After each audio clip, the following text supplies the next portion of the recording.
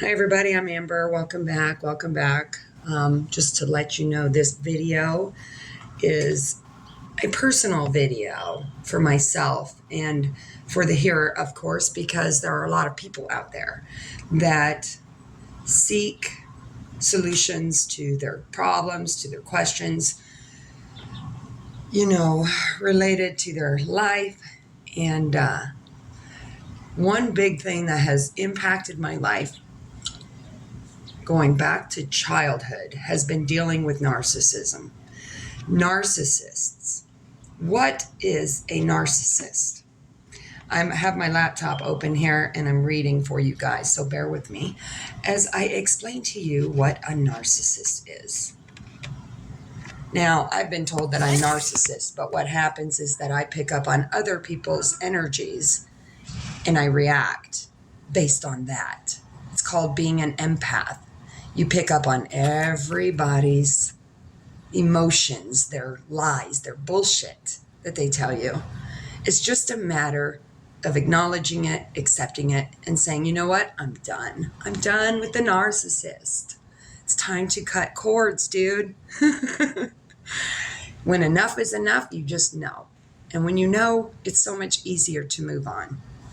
So, narcissist personality disorder, one of several types of personality disorders, is a mental condition in which people have an inflated sense of their own importance, a deep need for excessive attention. All right? So that's what one of them says. The other ones states here, a person who has an excessive interest in or an admiration of themselves. Narcissists who think that the world revolves around them. And what should you never do? Confront a narcissist. Talk about the karmic wheel. Man. How many years are you going to be on that karmic wheel? How many years are you going to let a narcissist push you around? This is very important to me because I've been dealing with narcissism since childhood. My first narcissist was my father. My other narcissist was my mother and my grandmother and my aunt and my cousin and my brother.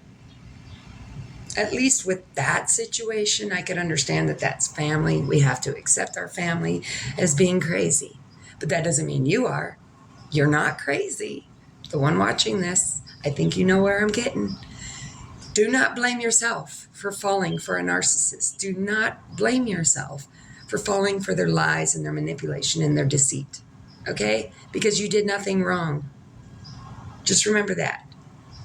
To you narcissist survivors. So, I was watching a video yesterday. I like to do research, obviously.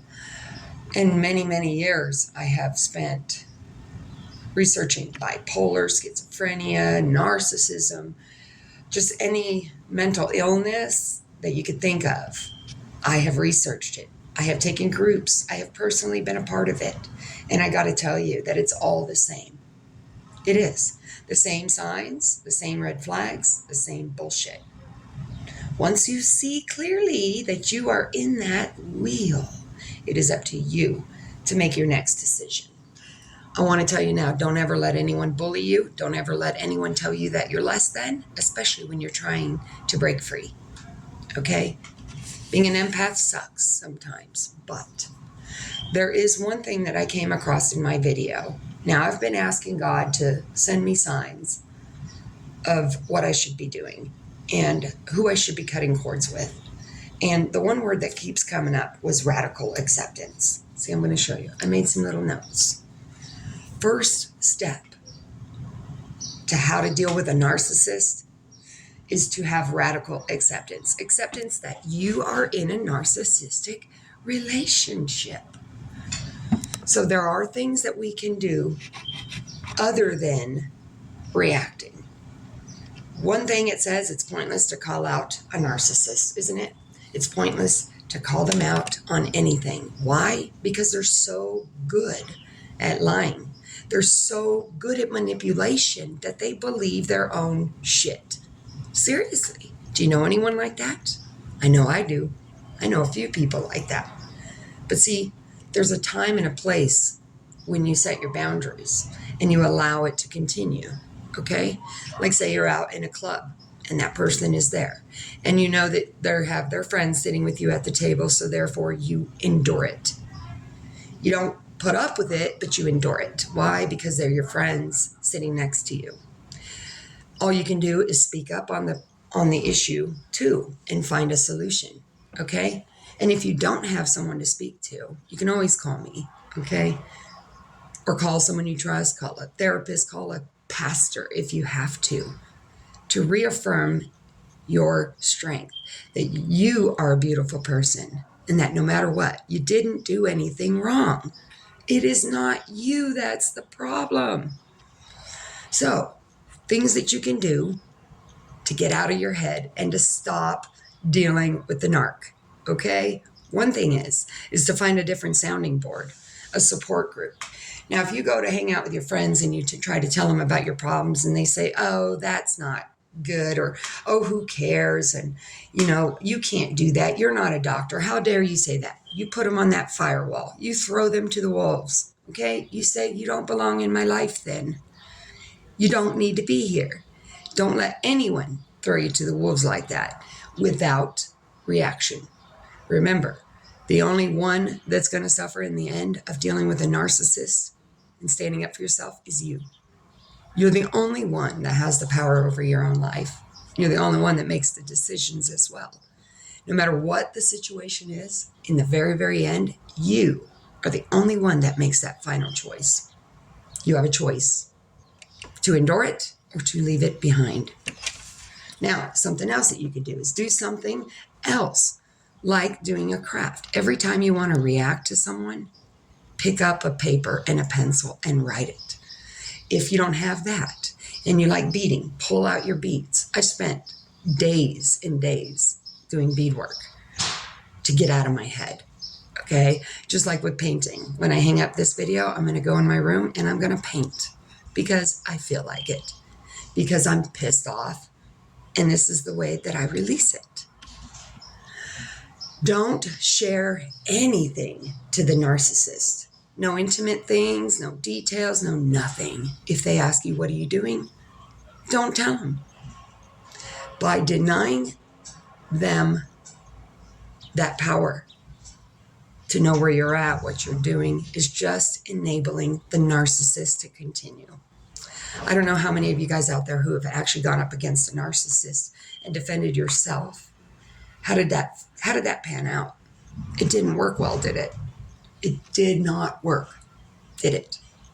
You got upset more, didn't you? Well, I know about that because I'm dealing with them still. And I'm telling you, it takes strength to finally say enough is enough. That feels good just saying it. Stop explaining, stop analyzing, stop personalizing, because no matter what, it is a cycle. One that the narcissist plays with everyone for whatever the need is. What is the need of your narcissist? Is it sex? Is it money? Is it family?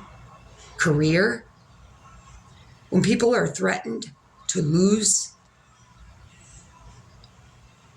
they will go at extreme costs to bring you down with them. They will blame you.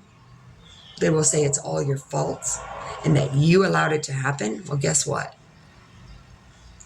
Us empaths have a tendency to think that people are better than what they really are, and we give them chance after chance after chance at the cost of our own health. But see, that's who I am. Benefit of the doubt. The one thing that you can always catch a narcissist on is when you confront them on lies. The more angrier and the more upset and the more they retaliate against that lie, the more the truth is there. Do you see what I'm saying? You caught them in a lie. They know it, but yet they still deny anything. Automatic role reversal. The habits of the narcissist become your habits. All of a sudden, it's your fault that they lost their job or they lost their house or they lost this, that, and the other. It's not your fault, dude. They did it to the person before you, and the one before that, and the one before that. And God forbid you're not satisfying their needs. They go elsewhere. That's what narcissists do. What is that called? A new supply. Anyone know anyone like that too, who left a relationship and went right into another one? And you feel bad for that person that they're with now because you know who they are, you know how they are, and you know exactly what they do. Remember, domestic violence does not have to be physical. It's mental, emotional, spiritual. There's a lot of different things that affect your life when you're dealing with a narcissist. The sooner you wake up to it, the better you're going to be mentally, emotionally, physically, because it can make you physically sick. Do not let them win. Another one, set strong boundaries.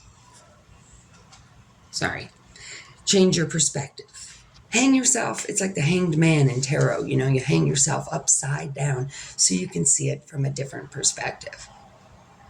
Sometimes we have to put ourselves outside of the box and look at things from a bigger perspective, like motives, intent, what you've gotten from it and what you're not getting, okay? So be the judge, be your own judge in your own life, and take control. Stop letting narcissists dictate who you are as a person. I have done that for too long. But every single time I'm confronted with a narcissist, it's so funny. It's like they want to push you just to get the reaction. And then when you don't react the way that they want to, you're done. It's cut off. Blah. It's all your fault. Blah. Goodbye. The one thing I notice about narcissists, say they're paying your bills, they're taking care of you, they know you don't have work, and they promise to take care of you, and then all of a sudden you say something wrong, and they block you, cut you off, and take all the funds and money. That is part of that domestic violence wheel. The love bombing, the getting upset, and then retaliation, revenge. They never forget. Narcissists never forget, dude. It could be 20 years later, and they're still out for revenge. That's how you know a narcissist is around. Whether it be your family, your friends, co-workers, anyone. Take a good look at your life and find those narcissists and remove them. It'll do you a great service later. So basically, a narcissist is, what did they call it? A one-person wrecking crew. Can make you sick mentally and physically. Whatever you've been doing, guys, it's time now to reevaluate your future.